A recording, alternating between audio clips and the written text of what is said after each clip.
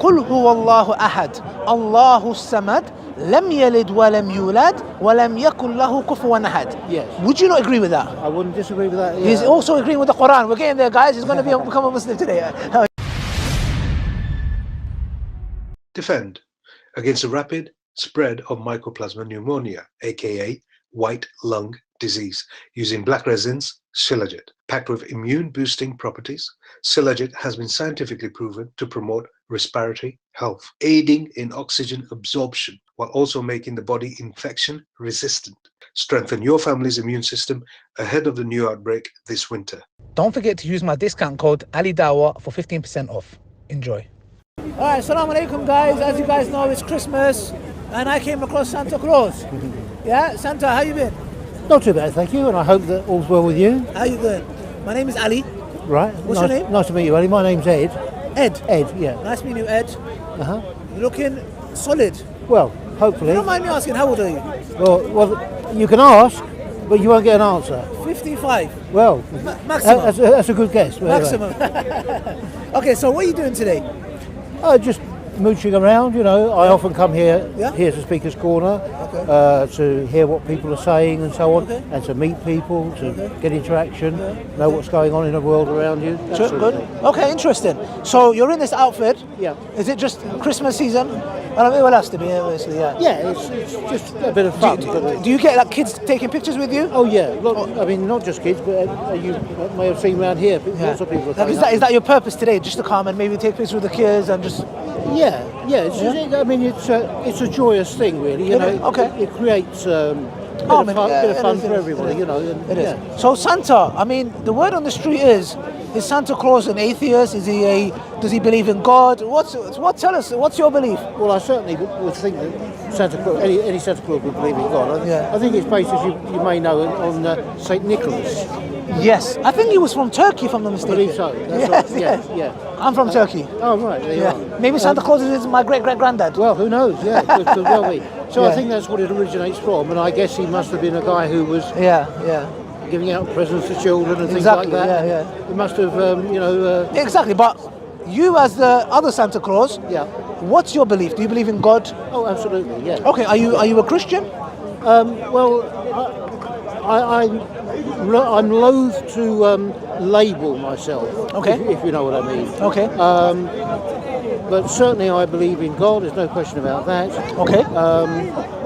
There are these various stories, and I'm sure you'll not be unfamiliar here. Okay. You've got people like Christians, Muslims, and a few Jews as well. Yeah. And they'll all say, I'm right, no, you're right. And it goes on for, every week. Okay. So you've got to, it's hard to know which stories are true, which stories are not true. Okay, so let me tell you, as a Muslim, our perspective. Sure. Yeah. And then we can decide what is your belief system. Yeah. For example, you believe in God.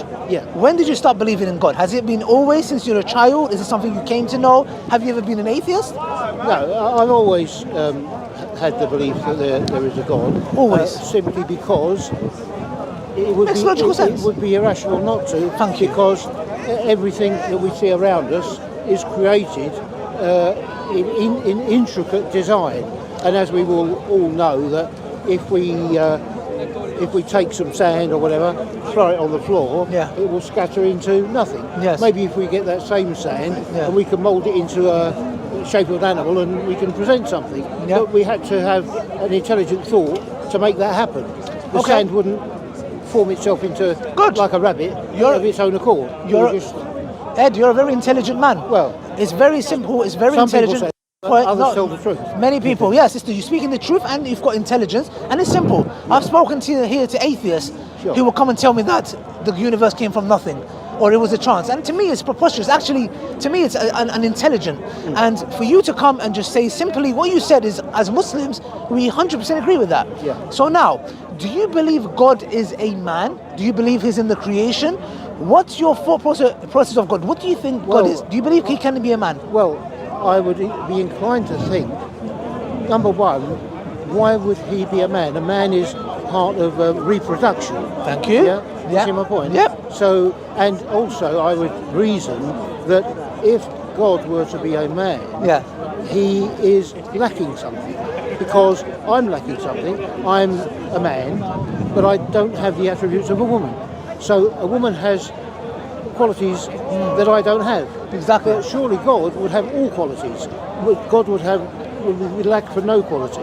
So I don't think he would, again, like labelling, I don't think God would label himself with this or that.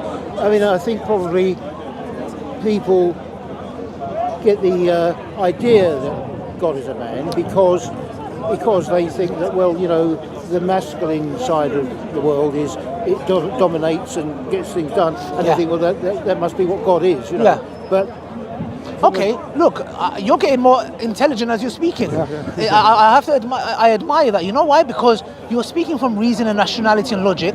And as Muslims, we believe that every person is born a Muslim. Yeah. Do you know why we say that? Because of the stuff you just uttered. Why? Because nobody had to come and tell you that God is not a man. Like, I don't need to come here and tell you, by the way, Ed, God is not a man. You'll be like, well, duh, of course I know that. Or, by the way, Ed, there is no God. You'll be like, of course. Or if I said there is God, you're going to say, of course there is God. Yeah. What you're doing is we call the fitrah in Islam. Right. So what we call that is called the fitrah. What the fitrah means is you are innately programmed to acknowledge God exists, to acknowledge He is one, to acknowledge He is not the creation, but rather the creator. The stuff that you've just said to me is things a Muslim says. Right. Ed, are you a secret Muslim? Well, tell me. Who knows? So Ed, jokes aside, you are uttering the words a Muslim would say. Sure. God, there is God that exists. Good, you're not an atheist anymore. Sure. God is not a man, He is unlike us. This is the definition that we give to God Almighty. Sure. Like, I'll recite a verse in the Quran for you. Have you heard the Quran before? Yeah. Okay, I'll recite it for you, yeah? So Allah says in the Quran, قُلْ هُوَ اللَّهُ أَحَدٌ اللَّهُ الصَّمَدُ لَمْ يَلِدْ وَلَمْ يُولَدْ وَلَمْ يَكُنْ لَهُ كُفُوًا أَحَدٌ. Say He, God, is one. Right. Self-sufficient. Sure. He does not beget, nor is He begotten, and there is nothing like Him. Yes. Would you not agree with that? I wouldn't disagree with that. Yeah. He's also agreeing with the Quran. We're getting there, guys. He's going to become a Muslim today. I'm joking. Now, the point is this, though. Yes, our perception of God is that we believe God has attributes. Yeah. We believe God is the all-knowing. He's the most powerful. He's the all-wise. He has a will that He willed the universe and us to come be. Now, what God Almighty wants as Muslims from us is what? That you have a relationship with Him. That you have a connection with Him. Because we in this world will be lost. Yeah. So, is there anything about Islam that you don't know? Because you already believe in the fundamental, which is who God is. Would you accept that God has to be all-knowing? Yes. All-powerful? Absolutely. All-wise? Yeah. Good. Good. So there's certain things that you believe in. Now, is there anything you don't know about Islam that you had a question mark about? Well, like I say, there are so many things in stories, and people put one perspective, and the other side put, oh, that's wrong, this is the other perspective. It's very hard to really. Yeah. I mean, you will appreciate the Christians. Yes. They will say that Jesus is, and I know that you regard Jesus as a prophet. He's a prophet, mighty prophet. Yeah. But the Christians will say that Jesus is actually the Son of God. Exactly, or God. Or effectively, it's sort of, exactly. God coming down as exactly. Yeah. But you, as a person who's not a Christian or a Muslim, logically, does that make sense? Logically. From one perspective, you could argue that it doesn't make sense. Yes. From another perspective, you can argue that it does make sense if you are prepared to accept these steps that you'll be presented with. But that requires faith. Yes. Now, indeed. putting faith aside and using logic and rationality, you said God cannot be a man. Why? Because you use your rationality and logic. You didn't use faith. Well, I can't say that a God can't be a man, but logically it wouldn't. Conceivable. I'm sure God could be whatever God wants to be. Okay. So if God wants to be a man, I can't say, Okay, good. What we say is God in His essence and nature. Sure. For example, can God lie? Well, because it's His attribute. The only way I can answer that is surely God could do whatever wants to do. We say God does whatever befits His majesty. Yeah. For example, can we say God can cease to exist? Can God die? Well, I suppose only by God's own will could that happen. I don't know. Okay, so we say he can't die because if he dies, then that will be against his nature because Sure. he's the ever living. So what we say is God cannot lie because lying is something that is not righteous. It's not something that attribute of God. That's why we say God will never be a man and cannot be a man. This doesn't limit God. It actually shows his majesty and who he is. Now, have you read the Quran before? No more really than little touches here and there. I gave him one. Yes, that's right. Yeah, but okay. I have touches. I gave him one. That's good. That's Touches good. here and there. But that would apply in the same with the Bible. I haven't read the Bible, but little touches here and there. Yeah. But with the Bible, more I hear things. Okay. So I'll hear, and will have done throughout growing up as a child. yeah. You know, you'll hear stories and so on. Okay. Or sayings. Yeah. You know, I mean, Okay. a good thing from the Bible I can say. Yeah. You know, I can tell you. Well, you probably are aware Okay. of it. In the fact that I think that Jesus, I think, said that, you know, on the last day or whatever, God will turn to you and say, you know, you did these bad things. Yes. You did this and you did that. And you did these things to me. Yeah. And people will say, no, God, I didn't do these things to you. And God will say to you, whenever you did these things to whenever you did these things to anyone, you did it to me. Oh yeah, if you visit the sick person, like God, you're talking about the hadith of the Prophet Muhammad, peace be upon him. He said that when I was not well, you didn't visit me. Yes. And he said, oh God, you are so you will never be unwell. Yes. So he's talking about a person who was, my servant was Sure. ill. Yes. And yes, of course, it's very important. Yeah. Now, I don't want to hold you that much. I want to end on this. Sure. I've got the Quran on my phone. Sure. Can you maybe just do this, like on a random chapter and a random verse, and let's see if there's a message in the Quran for you. So Okay. I'm gonna go to that, inshallah. Give me a second. Sorry. There we go. So I want you to just pick a random chapter, just scroll, and pick a random verse. Upwards. Yep. Sorry. Just like that. Just that. Oh, I got it. Yeah. Sorry. Yeah. Yep. And okay, and then pick a verse. That one, you mean? Any random. Okay. Let's see what verse that is. Yeah. Okay. So this is Surah Tur. Yeah. Okay.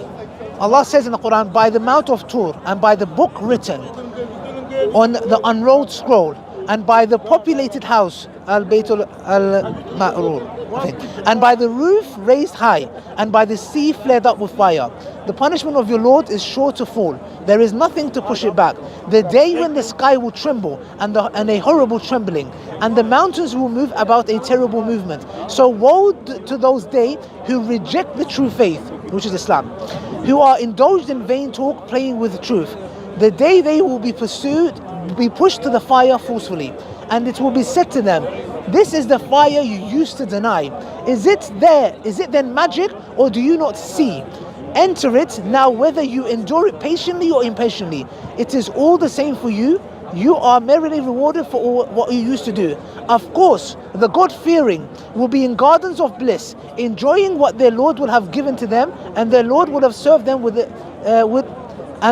and their Lord will have saved them from the punishment of hell. Yeah. It will be said to them, eat, drink pleasantly because of what you used to do. Now, this is talking about the people of hellfire and the people of paradise. Sure. We want to enter paradise, we want you to enter paradise as well. Sure. And we say that could only happen with our relationship with God Almighty. So can you maybe, when you go home today, why don't you call out to God? I did this about 13 years ago. 13. I came to Islam 10 years ago. Oh, yeah. 13 years ago, I was embarking on my journey of finding the true faith. Right. You were brought up in Islam? No. Oh, you weren't? I was not. My dad is like an atheist. I see. So yeah. So to me, I prayed to God and said, God, wherever's the truth, guide me to it. I found Islam, not only is the Quran preserved, hasn't been changed, there are many miracles in it, historical miracles, linguistic miracles, the prophecies. So I would just ask you, pray to God and ask him and say, God, I believe you're there. Please guide me to the truth. Yeah. Because in the Quran it's talking about the people of the fire who denied the hellfire. You must accept that if God exists, there must be a reason he put us here. Because there has to be a purpose. Why would God just put us here and leave us on our own? He must communicate with us. He wants good for us. So therefore, I want to, inshallah, see you in paradise. So I would say, when you get home, just do a prayer and say, my God, if you are there, please guide me. Sure. And you've already been given a Quran. Yeah. And that's it. I've If you got a have, Quran, if you have yeah. any other questions for me, Yeah. Well, anything else? that's very good advice you've just given me there. I and appreciate it. I will take that. Take that, please. Thank you. You're a sincere man, God bless. man, and I ask God Almighty to guide you and myself. Thank you. It was a pleasure. You're a lovely person and gentleman. Santa Claus, it's been a pleasure. And Merry Christmas to everybody. Thank you very much. Yeah. Thank you. Thank Take you. care. Bye for Take now. care. Thank you very much. Take care. I mean, that's it, guys. It was very interesting speaking to Santa Claus. I've been looking for him for the past 15 years. I finally found him. You know, but anyways, in a nutshell, brothers and sisters, may Allah subhanahu wa ta'ala guide him to Islam. He seems like a very nice person. And Allah subhanahu wa ta'ala will guide those who have good heart, inshallah. Till next time, from Speakers Corner, assalamu alaikum wa rahmatullahi wa barakatuh.